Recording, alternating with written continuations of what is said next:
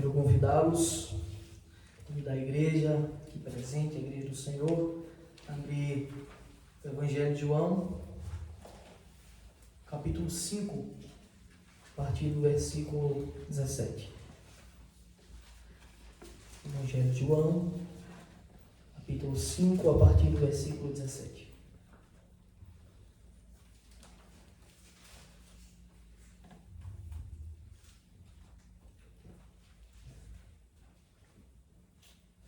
Os irmãos encontraram? Amém. Vamos ler do versículo 17 ao versículo 30. Peço que os irmãos, de forma muito atenta e reverente à palavra de Deus, observem com atenção as instruções do nosso Deus. Diz assim a palavra do Senhor: Mas ele lhes disse: Meu pai trabalha até agora, e eu trabalho também. Por isso, pois, os judeus ainda mais procuravam matá-lo, porque não somente violava o sábado, mas também dizia que Deus era seu próprio pai, fazendo-se igual a Deus.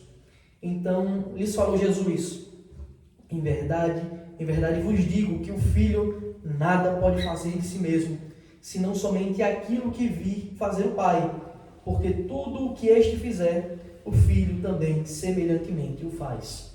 Porque o Pai ama o Filho e lhe mostra tudo o que faz, e maiores obras que estas lhe mostrará, para que vos maravilheis.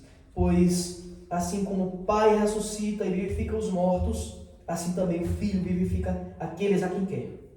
E o Pai a ninguém julga, mas ao Filho confiou todo o julgamento, a fim de que todos honrem o Filho do modo porque honram o Pai.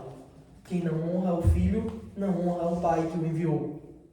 Em verdade vos digo, quem ouve a minha palavra e crê naquele que me enviou, tem a vida eterna. Não entra em juízo, mas passou da morte para a vida. Em verdade vos digo que vem a hora, e já chegou, em que os mortos ouvirão a voz do Filho de Deus, e os que a ouvirem viverão. Porque assim como o Pai tem vida em si mesmo, também concedeu ao Filho ter vida em si mesmo. Ele deu autoridade para julgar, porque é o Filho do homem. Não vos maravilheis disto, porque vem a hora em que todos os que se acham nos túmulos ouvirão a sua voz e sairão. Os que tiverem feito bem para a ressurreição da vida, e os que tiverem praticado mal para a ressurreição do juízo. Eu nada posso fazer de mim mesmo, na forma porque ouço, julgo. Meu juízo é justo, porque não procuro a minha própria vontade, e sim a daquele que me enviou. Amém. Oremos. Santo Deus, Deus amado, glorioso, nosso Deus, estamos reunidos em Teu nome, nesse lugar, Senhor, tenha abençoado, para que Teu povo ouça e cante louvores ao Teu santo nome, para que o Teu povo ore a Ti, Senhor, publicamente, para que o Teu povo ouça a Tua palavra. Por isso Te louvamos, Senhor, porque o Senhor tem nos dado a oportunidade de prestar culto com diligência, com humildade, pois bem sabemos, Pai, que de nós mesmos nada podemos fazer, mas senão que o Senhor tem nos auxiliado em tudo. Por isso eu Te peço, Senhor, que o Senhor continue também nos auxiliando nesse momento do culto, momento da exposição da Tua palavra, para que a Tua verdade seja anunciada da forma que o Senhor deseja que ela seja, não da forma que os homens querem, não da forma que nós queremos, mas da forma que o Senhor quer. Pois Tua palavra, ela é verdadeira comida, pois Tua palavra ela é viva e eficaz, Tua palavra ela penetra os nossos corações e ela nos revela a verdade. Então por isso, Pai, devemos estar diligentes e atentos para ouvir a Tua voz. E eu Te peço, Senhor, nos ajuda, porque com as nossas próprias forças mesmo não conseguimos. Mas se o Senhor nos auxiliar, se o Senhor nos iluminar, abrir o nosso entendimento, certamente ouviremos a Tua palavra e assim poderemos praticá-la da forma correta. Auxilia-nos, Senhor. Ajuda-nos. Usa-nos para fazer a Tua vontade como instrumentos do Senhor para a Tua glória. É assim que oramos, em nome de Jesus. Amém. Meus queridos, essa passagem que nós lemos é continuação. Como os irmãos sabem, a gente tem feito de forma continuada a pregação do Evangelho de João, e é continuação de um texto bastante conhecido, que foi o que nós lemos na semana passada, por isso eu gostaria de recapitular brevemente. Texto de João, capítulo 5, começa no capítulo 5 e vai dos versículos 1 a 16, mostra a famosa cura de Cristo a um paralítico que estava há 38 anos naquela condição. 38 anos acamado, há 38 anos numa espécie de hospital, naquele lugar chamado Betesda, que muitos hospitais hoje levam o nome, porque o seu significado é Casa de Misericórdia. Então temos muitos hospitais com o nome Casa de Misericórdia, nada mais é que Betesda, que era justamente aquele lugar onde Cristo estava. Tinha muitas pessoas enfermas, com várias enfermidades, muitos cegos, coxos, paralíticos, como o próprio texto bíblico diz, doenças que a medicina não tem cura, e aquelas pessoas estavam ali desesperadas, apoiadas em uma crença supersticiosa de que ao entrar na água do tanque, depois que um anjo vinha e agitava a água, eles seriam curados de qualquer enfermidade. Bom, e Cristo está naquele lugar e Ele vai curar aquele homem, fazer aquele sinal, como nós vimos. Mas desse sinal, dessa passagem, para que a nossa mente esteja reavivada, esteja ativa para a continuação do texto, para o texto que se segue, que está intimamente ligado com isso, é importante que a gente destaque alguns pontos. Então, eu gostaria de destacar apenas 6 pontos dessa passagem que nós tivemos a oportunidade de pregar na semana passada. Primeiro ponto é que Cristo ele cumpriu perfeitamente a lei. O texto de João, capítulo 5, se inicia com Cristo se dirigindo de novo para Jerusalém, por ocasião de uma festa, uma das festas judaicas, que era obrigação do povo de Deus comemorar. Então Cristo ele estava em cumprir a lei, ele estava em cumprir as ordens de Deus. Então João ele já inicia com esse fato, no capítulo 5, que Cristo estava indo para Jerusalém comemorar, celebrar uma das festas. Alguns teólogos acreditam que possivelmente era a festa de tabernáculos. O texto não diz, mas o que é fato é que Cristo ele foi porque ele cumpria a lei perfeitamente. Segundo ponto que eu gostaria de destacar, para que a nossa mente também esteja viva, para esse texto, que as nossas convicções e esperanças elas devem estar firmadas tão somente em Deus, tão somente em Cristo. Por que eu estou dizendo isso? Porque aquele paralítico ele tinha perdido as esperanças. Quando Cristo pergunta, ele quer ser curado, a resposta dele é: eu não tenho mais família, eu não tenho ninguém que me coloque no tanque quando a água é agitada. Uma pessoa que não é paralítico, que é mais rápido que eu, vai correndo no tanque e mergulha antes de mim e eu perco a minha bênção. A ideia era mais ou menos essa. Então, as esperanças dele estavam em sua própria capacidade de levá-lo à bênção, de levá-lo à cura. E nós não podemos ter a nossa confiança em nós mesmos, senão em Deus. Em Deus, em Cristo está a nossa confiança. E essa é a verdadeira fé. É depositar todas as nossas esperanças, todas as nossas fraquezas, as nossas ansiedades, as nossas dificuldades em Cristo. Porque Ele mesmo foi tentado em todas as coisas, Ele mesmo padeceu por muitas coisas. E como o texto de Hebreus diz, que nós temos um sumo sacerdote, que Ele pode se compadecer de nós, porque Ele mesmo passou por tudo isso. Então, nós devemos colocar a nossa confiança em Deus, em Cristo. Ele é a nossa confiança. Terceiro ponto que eu gostaria de destacar da passagem que nós estudamos na semana passada, é que o nosso Deus, ele nos alcança graciosamente. Isso significa que o nosso Deus, ele, quando nos salva, quando ele nos abençoa, ele faz isso graciosamente. O significado disso é por favor. Ele faz as suas bênçãos de forma que ele dá um favor a nós. É graça. Nós não podemos comprar, nós não podemos adquirir com os nossos esforços, como aquele homem achava que a cura dele estava atrelada ao seu esforço de chegar primeiro, a sua capacidade. E nós vemos que Deus nos alcança graciosamente, senão que um momento a gente estava perdido e Ele envia servos para pregar o Evangelho e nós ouvimos e cremos, quando antes éramos inimigos, Ele nos transforma em amigos de Deus. Então, Cristo chega para ele e faz a pergunta: quer ser curado? Ele não chega para Cristo e pede, mas o próprio Deus oferece o favor a ele. Como o próprio Cristo, ele tem constantemente nos oferecido o favor das suas misericórdias, o favor da sua graça salvadora, que um dia estávamos perdidos e no outro ele nos encontrou e nos deu a vida eterna.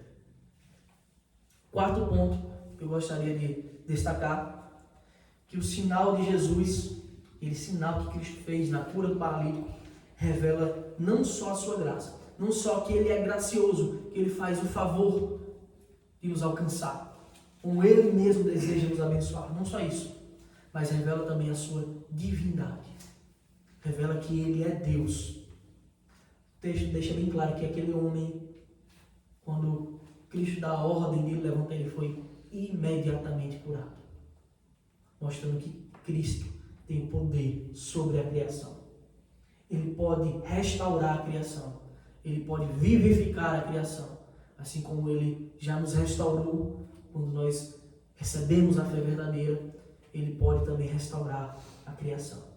Ele pode restaurar a saúde das pessoas, ele pode restaurar a vida emocional, financeira, de qualquer âmbito, porque ele é Deus. Ou seja, o sinal de Cristo expressa a sua divindade. Aquele sinal que Cristo realizou mostra que ele é Deus. Ele tem o domínio, ele tem o poder sobre tudo. Quinto ponto que eu gostaria de destacar é que Jesus ele nos muda para uma vida de justiça e santidade. Quando o nosso Senhor nos alcança, Ele nos toca, Ele nos abençoa com a sua salvação, com a sua graça, Ele não deixa as coisas seguirem qualquer caminho. Eu já abençoei, então siga a sua vida como sempre. Não. O Senhor ele nos alcança para uma vida de justiça, para uma vida de santidade, para uma vida de temor, de zelo diante desse Deus. Então que Cristo olha para aquele homem, mas na frente, naquele mesmo contexto, ele olha para o homem e diz: olha, vejo que já estás curado, portanto, não peques mais, para que não te suceda coisa pior. Assim mesmo ele faz uma mulher adúltera mais na frente: onde estão os teus acusadores? Não peques mais. Nem eu te acuso, mas não peques mais. O Senhor nos dá a oportunidade de viver a verdadeira vida, a vida de justiça, a vida de santidade diante dele. Ele nos dá os meios, ele mesmo vivifica, ele mesmo fortalece com o seu Santo Espírito a nossa vida, de forma que podemos sim buscar esse Deus. Podemos sim buscar uma vida de justiça, uma vida santa, uma vida que se aparta do mal. E por fim, as obras de Deus, o descanso e o legalismo. O sexto ponto que eu quero relembrar: as obras de Deus, o descanso e o legalismo. Para isso eu gostaria de ler com os irmãos o versículo 16, foi o último versículo do sermão passado, que diz: e os judeus perseguiam Jesus porque fazia estas coisas no sábado. Cristo tinha curado um homem, Cristo tinha dado uma ordem para ele viver agora em santidade.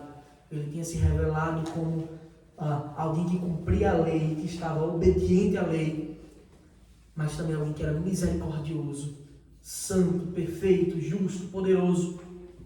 E agora vemos os judeus, os fariseus, querendo distorcer a obra de Cristo e dizer que aquilo que ele tinha feito não devia ser feito, porque ele fez no sábado. De forma legalista, eles criavam leis em cima de leis para prender, para amordaçar o homem. E eles queriam aplicar isso a Cristo. Mas nós vemos que a sua obra foi a verdadeira obra de misericórdia. Por isso que, imediatamente após o versículo 16, o texto continua. Ele continua sem uma quebra. É a mesma narrativa.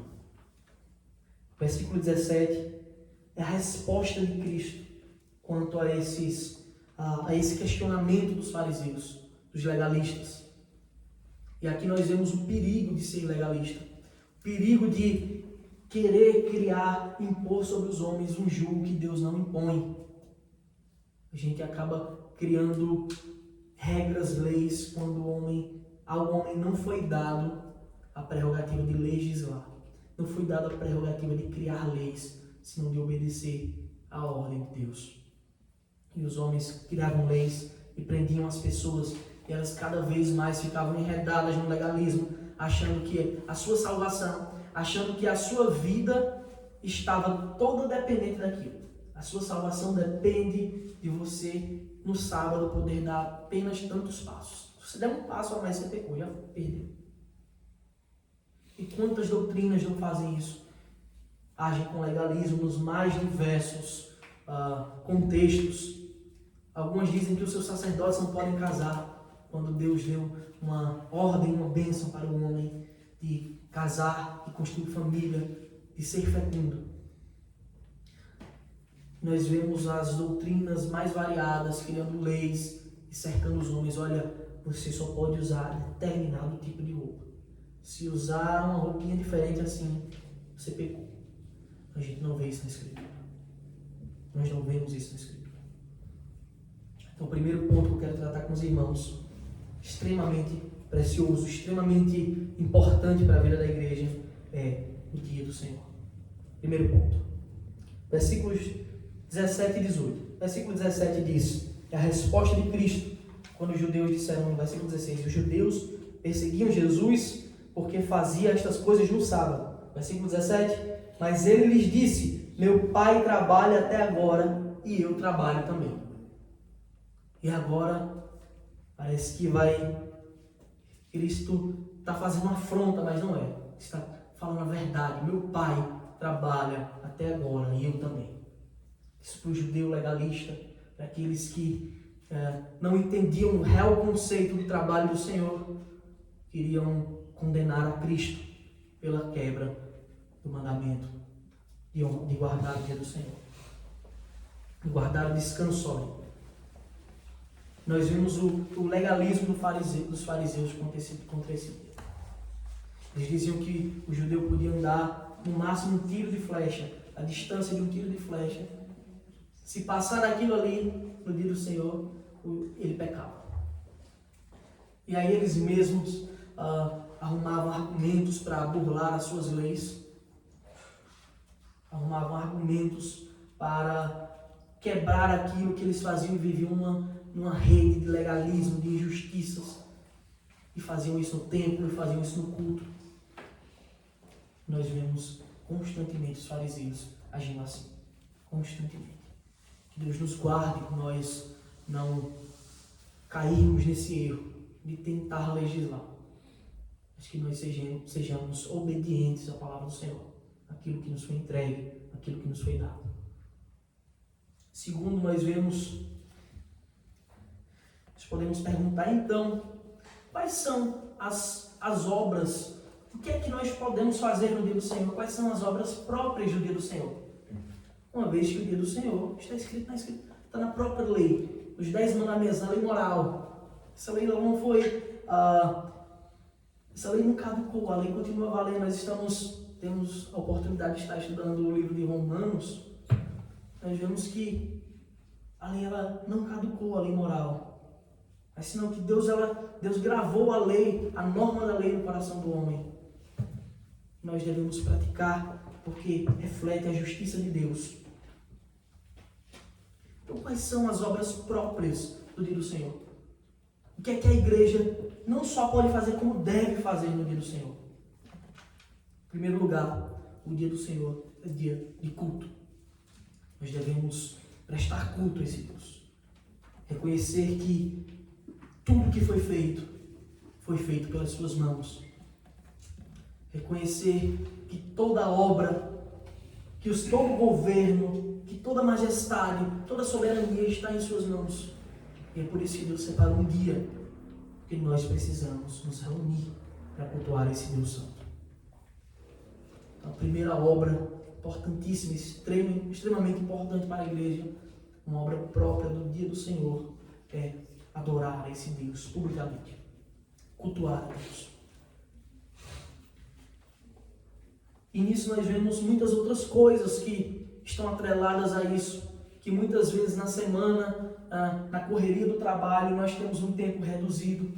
Nós não podemos ter essa desculpa para o dia do Senhor, senão que é um dia de nós buscarmos a Deus em oração, em mais oração. Senão que é um dia de nós buscarmos a Deus em jejum também. Senão que é um dia de nós buscarmos a Deus na leitura da sua palavra. Quanto muitas vezes nós dizemos, eu trabalho tanto, ou eu que sou professor já trabalho lendo muito. E como é que fica isso? Não há desculpa, porque o dia do Senhor está posto para que você faça todas essas coisas também, com mais vigor, com mais vivacidade, com mais alegria. Então, o dia do Senhor é para as obras próprias de adoração e louvor e exaltação do seu nome. Mas também outras coisas podem ser feitas, devem ser feitas no dia do Senhor. As obras de necessidade, aquilo que é extremamente necessário, deve ser feito. Tem uma passagem em Mateus que os discípulos eles catam espigas e eles são repreendidos por isso, por catar espigas porque estavam com fome. Meus irmãos, é fundamental para o ser humano comer para sobreviver. Você não pode guardar o dia do Senhor se você não estiver vivo. O ser humano ele tem a necessidade de se alimentar. Assim como Davi teve que comer algumas comidas, como a gente vê algumas passagens na Escritura, nós devemos entender que as obras de necessidade elas também são próprias do dia do Senhor. Temos também as obras de misericórdia. Como exemplo, temos o próprio Cristo acabando de realizar uma obra de misericórdia. Ele olha para aquele homem que estava necessitado, estava desesperançoso, há 38 anos, paralítico. 38 anos vivendo com aquela chaga. Uma vida limitada, extremamente limitada pela sua condição física, e Cristo agora vai fazer o que ninguém fez por ele. Ele vai olhar com misericórdia para aquele homem, uma obra própria do dia do Senhor. Ele vai perguntá-lo: queres ser curado? Diz que nós devemos constantemente realizar essa obra de misericórdia. Nós constantemente somos compelidos pelo Espírito de Deus, principalmente no dia do Senhor, mas também nos outros dias, a olhar para as pessoas aí afora e perguntá-las: você quer ser curado? E a pessoa pode até dizer: mas eu sou são, não tem problema nenhum. Mas você está corrompido pela chaga do pecado e você precisa ser curado. Essa é uma obra própria do dia do Senhor, pregar o Evangelho e revelar às pessoas que há um médico. Há um médico muito mais poderoso que toda a medicina. Que Ele é o Criador. Ele é aquele que vivifica os mortos. Ele é aquele que dá vida verdadeira. E nós somos compelidos pelo Espírito a pregar a sua palavra. E esta é, sem dúvida, uma obra própria do dia do Senhor.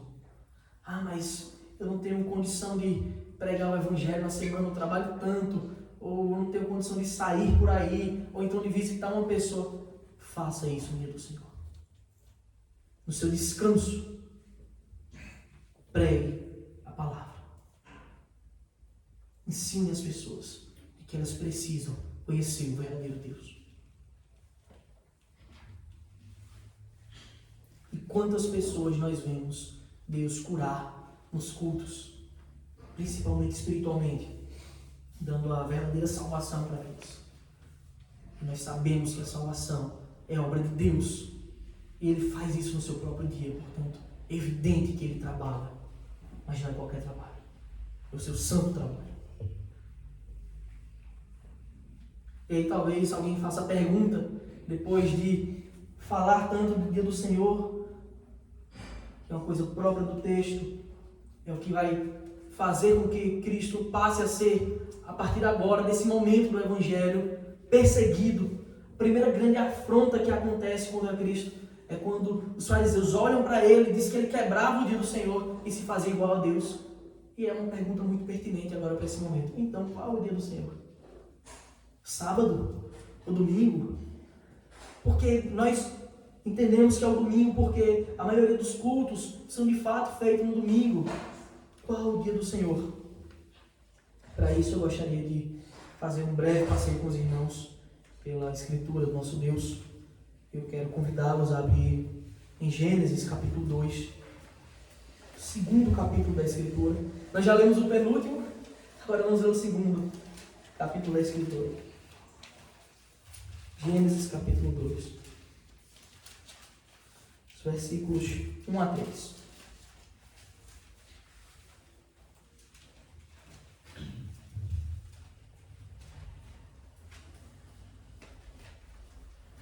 Aqui está escrito o princípio do dia do Senhor. A razão primária. Diz assim: assim, pois, foram acabados os céus e a terra e todo o seu exército. Deus realizou a obra da criação. E havendo Deus terminado no dia 7º a sua obra que fizera, descansou nesse dia de toda a sua obra que tinha feito. Deus trabalhou 6 dias criando, e agora é dito que Deus descansou da sua obra. Versículo 3: e abençoou Deus o dia 7º e o santificou, porque nele descansou de toda a obra que como Criador fizera. Aqui está o princípio do dia do Senhor. Deus criou todas as coisas. E desta obra da criação, Ele descansou e santificou o dia 7º. Mas eu quero pedir agora para os irmãos darem um pequeno salto para o próximo livro da Escritura, o livro de Êxodo, no capítulo 20.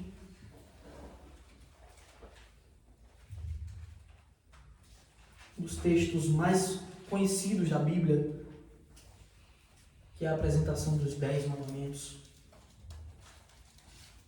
Agora Deus vai entregar a Moisés os 10 mandamentos e mostrar aqui o descanso.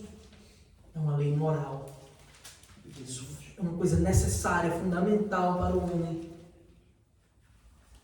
É fundamental para o homem.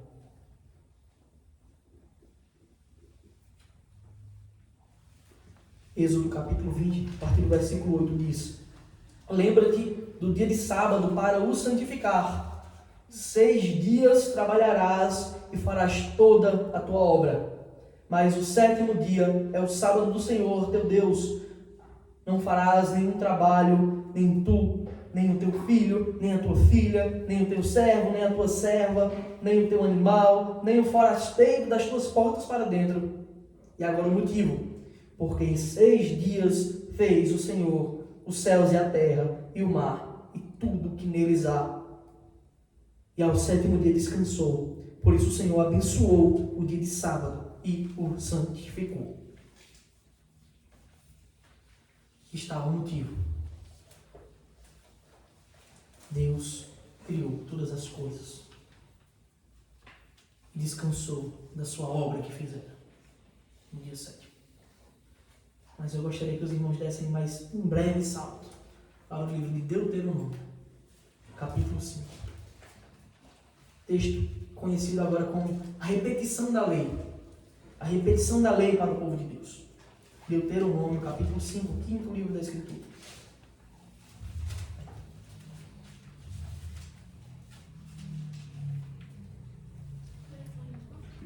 Deuteronômio 5, a partir do versículo 12. Do versículo 12 ao versículo 15. Deuteronômio, capítulo 5, do versículo 12 ao versículo 15. Está escrito: guarda o dia de sábado para o santificar, como te ordenou o Senhor teu Deus. 6 dias trabalharás e farás toda a tua obra, mas o 7º dia é o sábado do Senhor teu Deus. Não farás nenhum trabalho, nem tu, nem o teu filho, nem a tua filha, nem o teu servo, nem a tua serva, nem o teu boi, nem o teu jumento, nem animal algum, nem o estrangeiro das tuas portas para dentro, para que o teu servo e a tua serva descansem como tu. Agora, olha o motivo que está escrito em Deuteronômio. Porque te lembrarás que fostes servo na terra do Egito, e que o Senhor teu Deus te tirou dali com mão poderosa e braço estendido. Pelo que o Senhor teu Deus te ordenou que guardasses o dia de sábado. Os irmãos conseguiram perceber a diferença de um texto para outro? Que houve uma alteração no motivo da guarda do dia do Senhor. Existia um princípio, existia uma razão primária, que Deus descansou da obra da sua criação. Mas agora, em Deuteronômio, os homens são compelidos a guardar o dia de sábado, porque Deus descansou agora na sua obra de restauração do povo, onde Ele tira o povo do cativeiro do Egito e agora faz o povo entrar em Terra Santa. Nós conseguimos perceber que há uma mudança na razão da guarda do dia de sábado. Por isso agora vamos voltar para o texto de João, capítulo 5, versículo 17.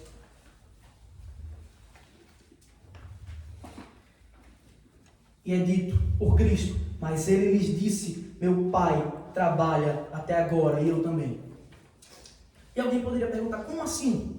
Então você está dizendo que Deus que descansou trabalha até agora e você também. Duas coisas, não só que Deus está trabalhando, mas você está usando esse argumento para você, na visão deles, obviamente, quebrar o dia de sábado, quebrar o mandamento do Senhor, e está se colocando igual a Deus como filho dele. Meu Pai trabalha até agora e eu também. E a pergunta é: que trabalho é esse então? Que trabalho é esse que Cristo está olhando para ele e está dizendo: meu Pai trabalha até agora e eu também? Veja que as obras sempre são escritas. Deus descansou porque Ele trabalhou criando tudo. Não que Deus necessitasse descansar, mas que Ele deu essa norma para que os homens vivessem assim, porque assim é a sua vontade. Isso é bom para nós. Depois nós vemos que somos convidados a descansar, porque antes o povo foi escravo na terra do Egito e Deus libertou. Mas agora, que obra é essa que Cristo está dizendo? Eu e meu Pai, nós trabalhamos até agora. É certo que o Pai descansou da obra da criação, como está escrito. Mas imediatamente, o próprio Deus inicia outra obra própria dele, a obra da providência. Eles constantemente têm agido com providência. Se nós acordamos em qualquer dia que seja e o sol brilha para nós, se nós acordamos em qualquer dia que seja e nós respiramos oxigênio, e nós vemos as coisas funcionando, é porque Deus tem sustentado todas as coisas pela palavra do seu poder. De fato, Deus não descansa, Ele não dorme, mas Ele constantemente tem agido com providência e tem sustentado todo o universo.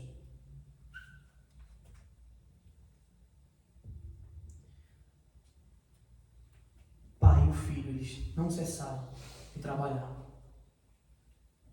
Imediatamente após o ocorrido em Gênesis capítulo 3, inicia-se uma nova obra. Portanto, mais uma vez agora, peço que com atenção os irmãos abram a Escritura no livro de Gênesis, no capítulo 3,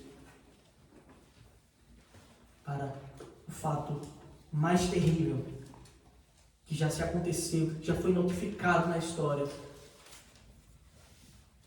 para o maior problema que a história já notificou, mas também para o maior ato de justiça sendo declarado, a maior bondade sendo declarada. Gênesis capítulo 3, a partir do versículo 6.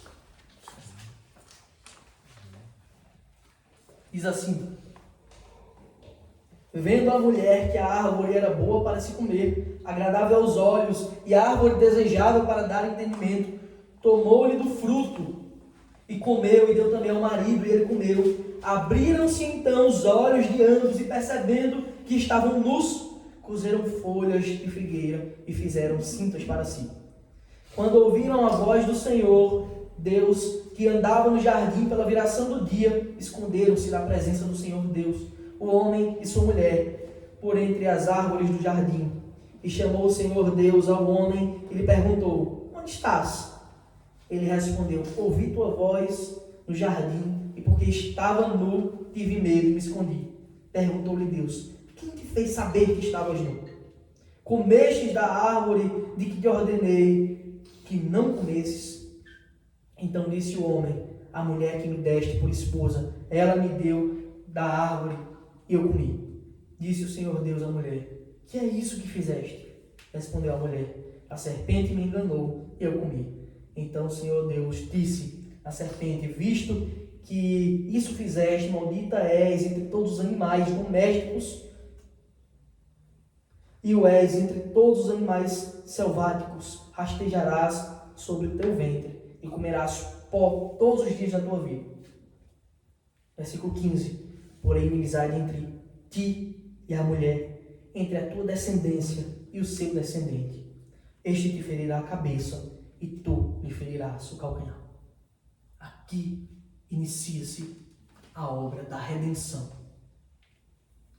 O homem caiu em pecado, caiu em desgraça, e o pecado passou a todos os homens, bem como a morte física, espiritual e eterna.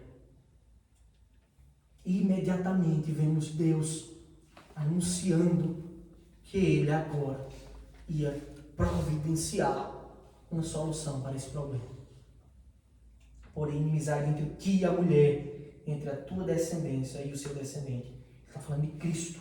Este te ferirá a cabeça e tu lhe ferirás o calcanhar. E a mulher disse: multiplicarei sobre modo os sofrimentos da tua gravidez, em meio de dores darás à luz filhos, o teu desejo será para o teu marido, e ele te governará. E a Adão disse: visto que atendeste a voz da tua mulher, e comeste da árvore que eu te ordenara, não comesses, maldita é a terra por tua causa. Em fadigas obterá dela o sustento durante os dias da tua vida. Ela produzirá também cardos e abrolhos, e tu comerás a erva do campo.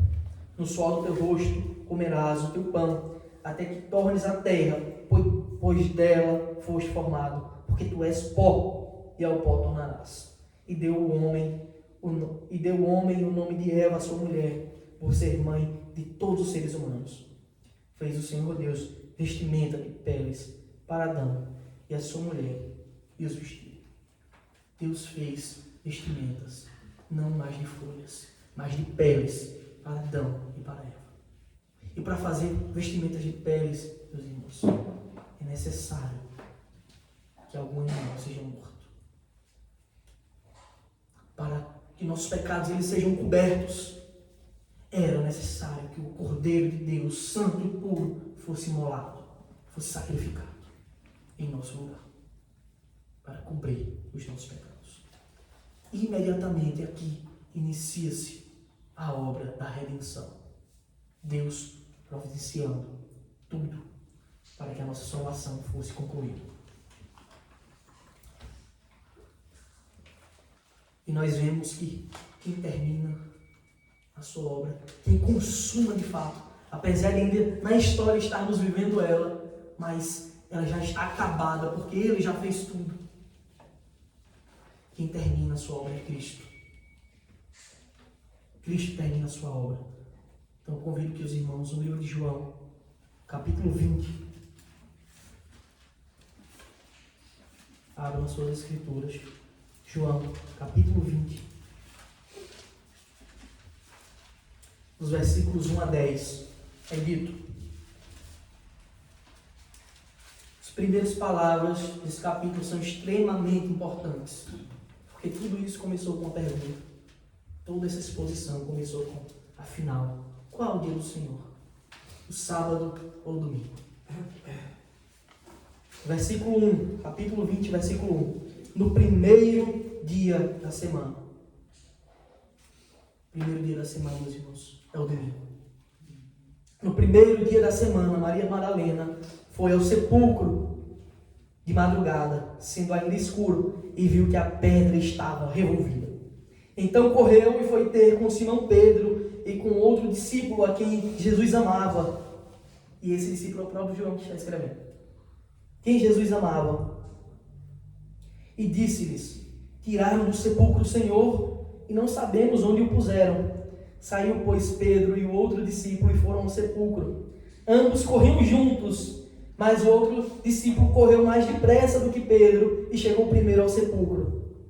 E abaixando-se ouviu os lençóis de linho, todavia não entrou.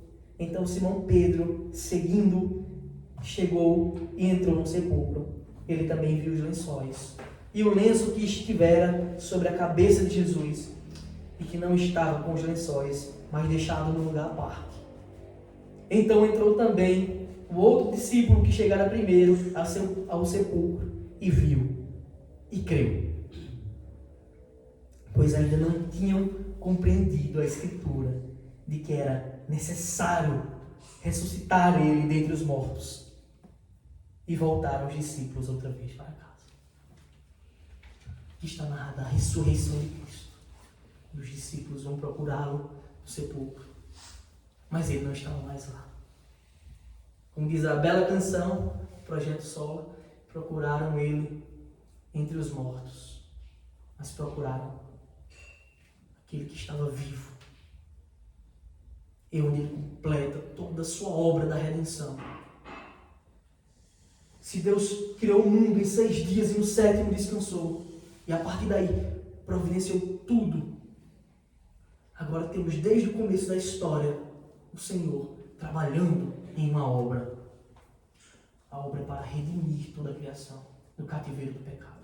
Redimir toda a criação da morte que passou a todos os homens, a todos os seres, porque todos pecaram. E agora ele conclui a sua obra. Ele conclui a sua obra no primeiro dia, quando Cristo ressuscita. Porque se Jesus não ressuscitou, a nossa fé é vã. Mas ele ressuscitou no primeiro dia. Por isso que o seu dia, o dia para que nós prestemos culto a ele, para que nós realizemos todas essas obras de misericórdia, é o primeiro dia, é o domingo do Senhor. Vamos retornar ao texto.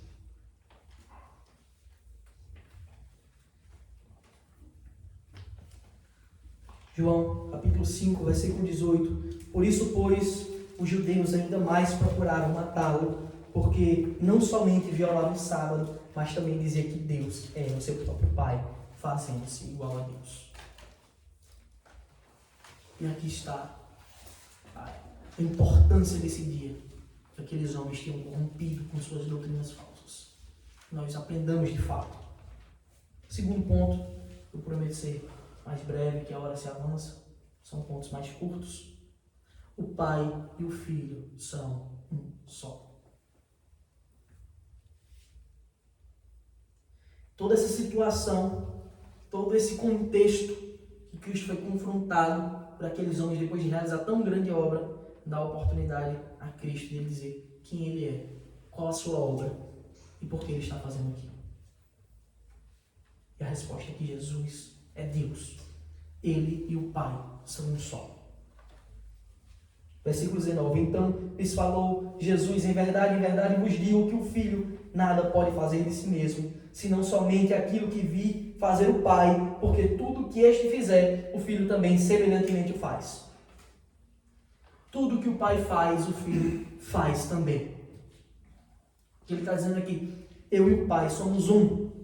Como assim? Em poder, glória, majestade, soberania, domínio. Um só Deus.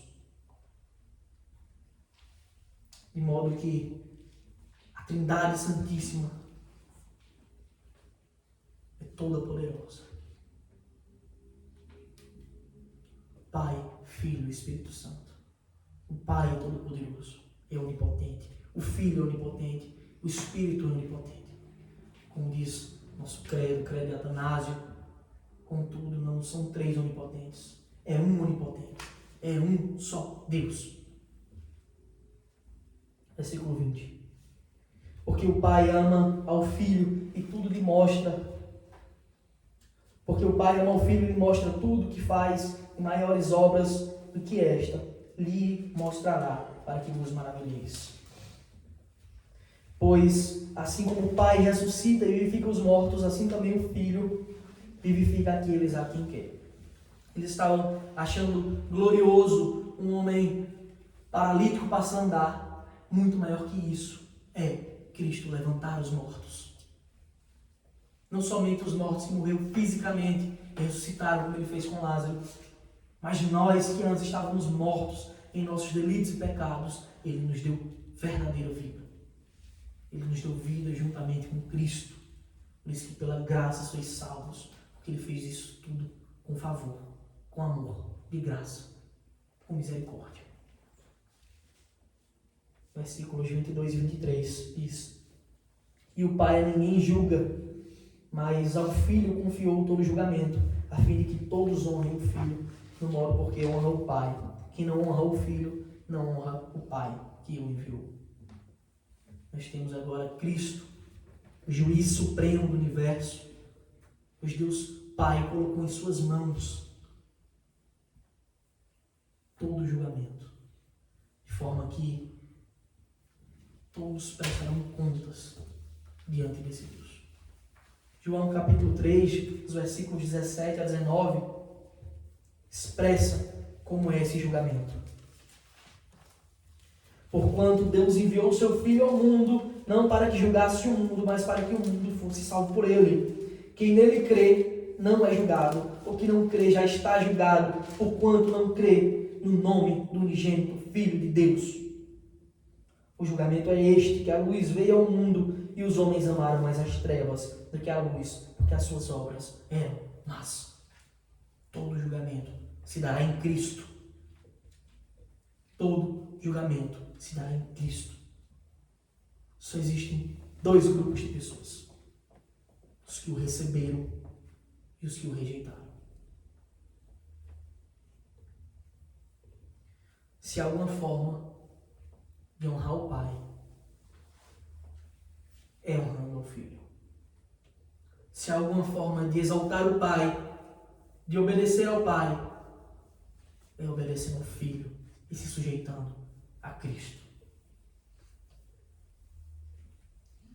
Os versículos 24 a 26 é dito: em verdade vos digo, quem ouve a minha palavra e crê naquele que me enviou, tem a vida eterna. Não entra em juízo, mas passou da morte para a vida. Você precisa crer. Crer que o Pai me enviou, que só assim há salvação verdadeira. 25. Em verdade vos digo que vem a hora e já chegou, em que os mortos ouvirão a voz do Filho de Deus, e os que a ouvirem viverão. Porque assim como o Pai tem vida em si mesmo, também concedeu ao Filho ter vida em si mesmo. Todos estes versículos, todos esses confirmam uma verdade que está expressa em João capítulo 10, versículo 30. Um versículo simples.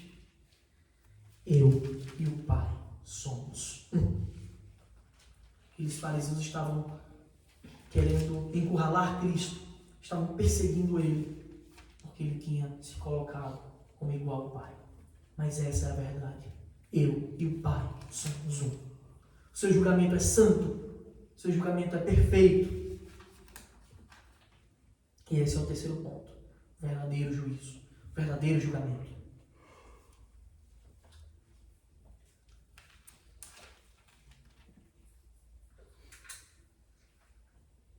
Versículo 27 diz: Ele deu autoridade para julgar, porque é o Filho do homem. Cristo, ele é o juiz do universo. Não só porque ele cumpriu toda a lei. Ele é o juiz do universo, não foi só porque ele obedeceu, ele participou, celebrou as festas, os 10 mandamentos, ele cumpriu perfeitamente, cabalmente, cada preceito, cada detalhe. Ele é o juiz do universo, porque ele e o Pai são um.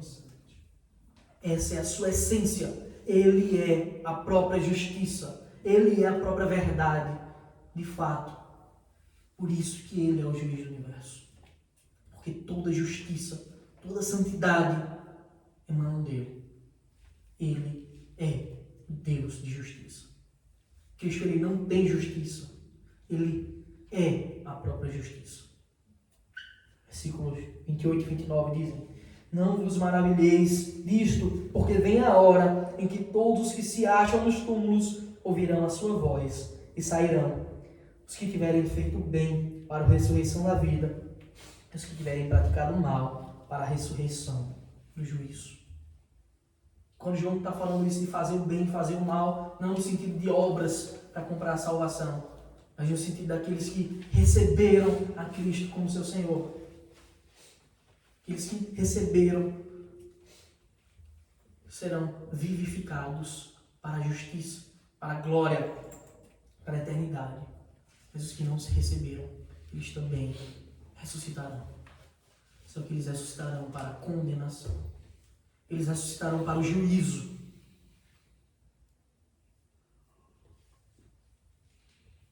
Versículo 30. Eu nada posso fazer de mim mesmo, na forma porque eu ouço julgo. O meu juízo é justo, porque não procuro a minha própria vontade, e sim a daquele que me enviou. Esse é o juízo de Deus. Esse é o juízo de Cristo. Santo, justo e fiel. Mais uma vez, metendo ao versículo, capítulo 3 de João, os versículos 16 a 21, nós já lemos 16 a 20 agora há pouco, só leu 21. Quem pratica a verdade aproxima-se da luz, a fim de que as suas obras sejam manifestas, porque feitas em Deus. Portanto, se há um convite que eu posso fazer essa noite, que você precisa aproximar-se da luz. Você precisa experimentar de Cristo. Você precisa provar e ver que Ele é bom. Você precisa aproximar-se da luz. A verdadeira luz que vem ao mundo, ela ilumina todo mundo. Interessante como nós fazemos convites para tantas coisas, como nós somos convencidos por tantas pessoas como o que comprar, o que vender, qual o melhor lugar para ir, o melhor passeio. Mas quando nós somos chamados para conhecer a Cristo, a gente vira o rosto. Muitos esnobam, esquecem que há um Deus. Me lembro de uma propaganda da Sky, de TV